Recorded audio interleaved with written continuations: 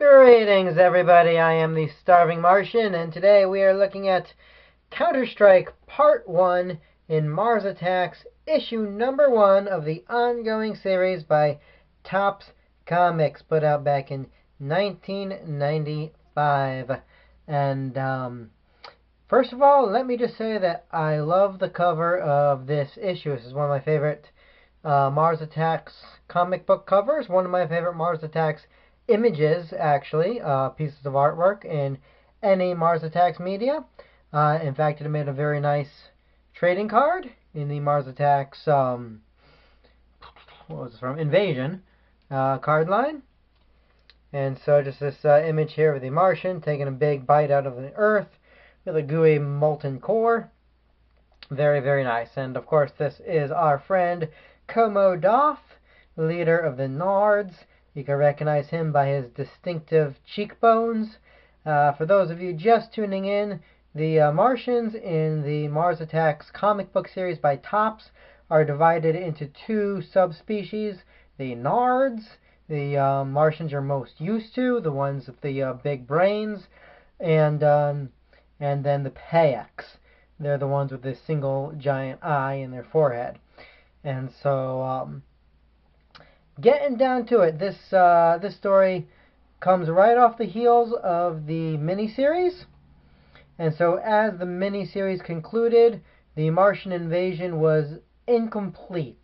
It wasn't a complete success, but it also wasn't a complete failure. And so the Earth is now divided between Earthling and Martian sections.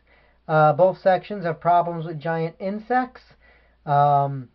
And there are nuclear submarines in the waters of the Earth and the oceans, more or less maintaining the peace, because the Martians still haven't found a way to crack the Earthling sonar, locate these subs, and their nuclear missiles are the only thing keeping the Martians at bay, keeping them from running over the Martian wall and overtaking Earth as a whole. So, with all that out of the way, let's get to Counterstrike Part 1. As you can see, that's the title of the story going on here. Now, this series was meant to be ongoing, but it only ran 7 issues. The first 5 are dedicated to the Counterstrike story. So, alright, our scene is set, and we catch up with an old friend. This is Nurse MacKay. We find out in this series that her first name is Colleen. She impressed the Martians with her healing skills in the miniseries, and as a reward was branded with a Martian tattoo on her forehead, which has set her apart from the rest of humanity as a human of interest. So she's been taken into captivity. She's being held at Hilton Head Island in South Carolina, where she is part of a Martian experimental group, and she's none too happy about it. She compares herself to a lab rat, saying that when she was in med school, that they would do this sort of thing to the lab animals and not think twice about it, to which the Martian replies, a very astute assessment. So that tells you right off the bat where humans are in relation to Martians. They see us as rather amusing and perhaps intelligent animals, but little more than that. And so we are not worthy of the respect that they are, and so they can use us in whatever means they like.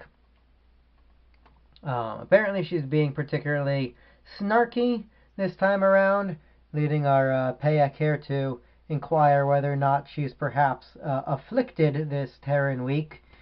He's wondering if she has her womanly issues, and she responds by slamming the door, which, fair enough, you'll get that response. Into Mars orbit, we find, or Earth orbit rather, the Martians in Earth orbit, we find things are not going well at the Martian Council. The Martians were expecting to more or less own the world by this point. They've kicked Commodore, the Martian leader of the troops, the ground forces, to the curb, pretty much placing him under house arrest, saying that it was his ineptitude that led to the Martians' incomplete takeover.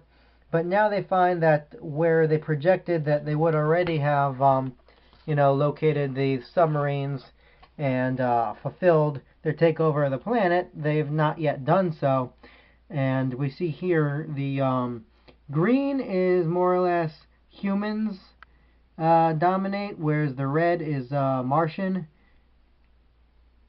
And we see that the Martians are avoiding the middle of the planet, and again, I suspect that's because of temperatures, although it'd be still quite warm down in these areas. But either way, the Martian walls give the middle of the planet primarily to the Earthlings, and Martians get the extremities. But yeah, nobody's happy with the situation at all, and so the leader of the PAX, a PAX commander by the name of Telian PR, he's got to make some drastic decisions about what's going to happen. Meanwhile, under the ocean, we find this gentleman here, this guy, by the name of, what's his name, Rhaegar?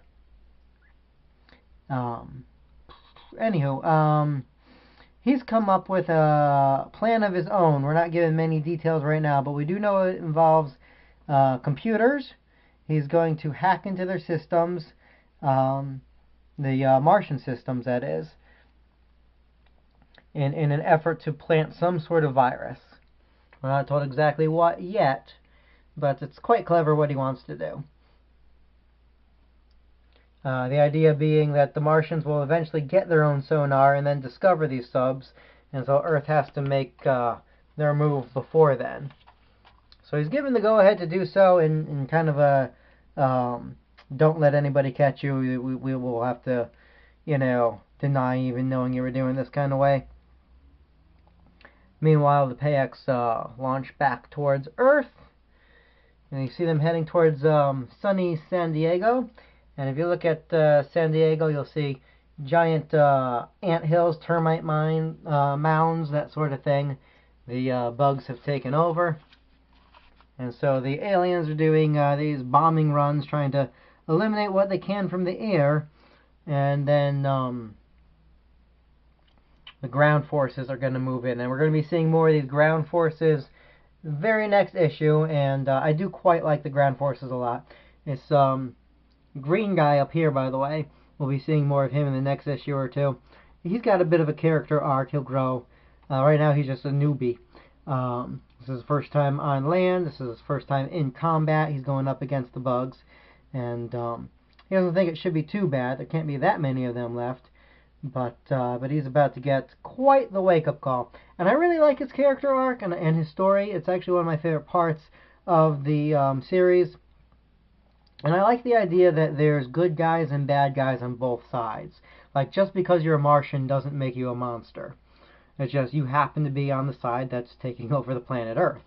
And, I think that's usually the case in most wars here on Earth itself. Heroes and villains, wherever you're at. But, so we'll cut back to Hilton Head Island and our good friend Nurse MacKay. She's being given a request. The Martians want to know if she would mind reproducing for them. Our understanding of the human procedure of this function is incomplete, and she's not that thrilled with the suggestion. So, Nurse MacKay, would you mind just reproducing for us just a little bit, just this once? That's not a problem, is it? Apparently it is a problem. And we'll find out later why the Martians want humans to reproduce. There's actually story reasons for that. So a relocation compound catches us back up with Woody Brown, little boy who was caught up in the events of the first story, and he's gone feral since that story. He's snarling and eating animals and whatever he could get his hands on, and not talking. He's got this girl here, this lady who's kind of keeping an eye on him, getting him what food she can, and trying to encourage him to be a little bit more human. And we find out that she is indeed his aunt. We'll learn her name later in the series.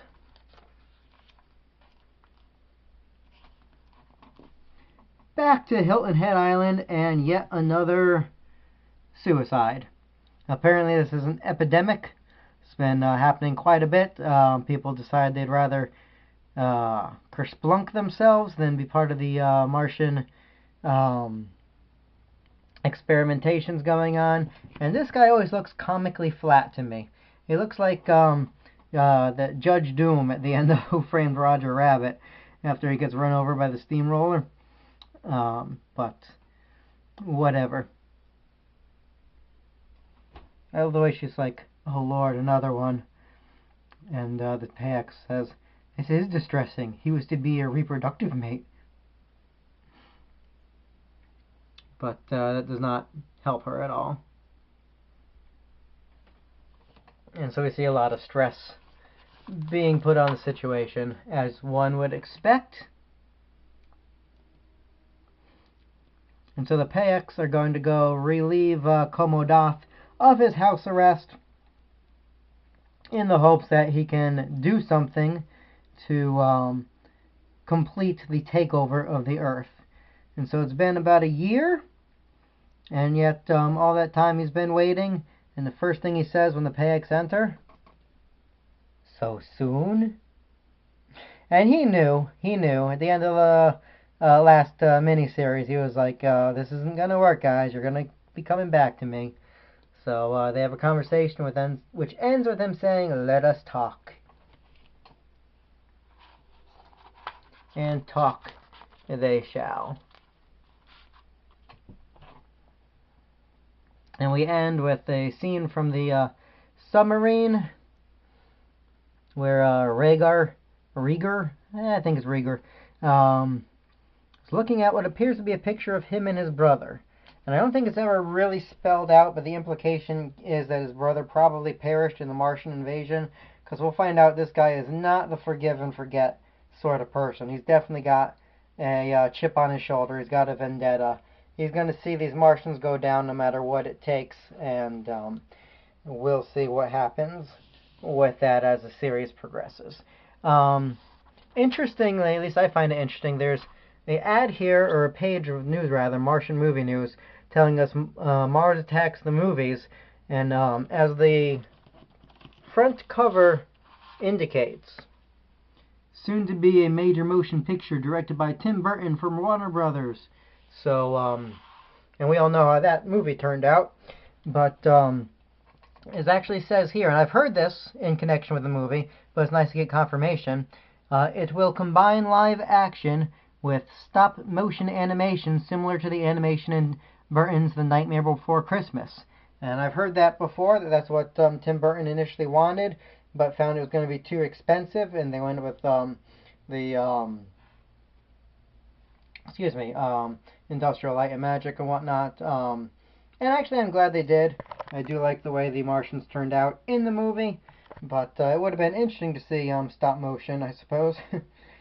But there you have confirmation that that was indeed supposed to happen. And also at the end of this, you get a few pages worth of stories about these model kits, these Mars Attacks model kits. Now, I've seen these online. They are rather cool, but they're also rather expensive, and I've never been particularly good at painting and making things like look layered and whatnot. So you're probably not going to see me doing any of these on this channel, but yeah, look at some of these pictures.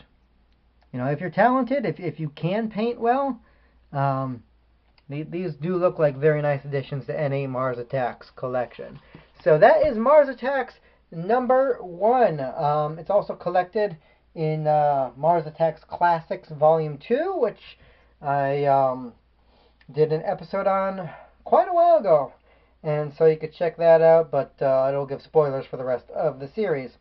So you might want to hold off. Until then, we'll catch you next time with issue #2, featuring gratuitous nudity and more. But till we get that far, guys, keep watching the skies.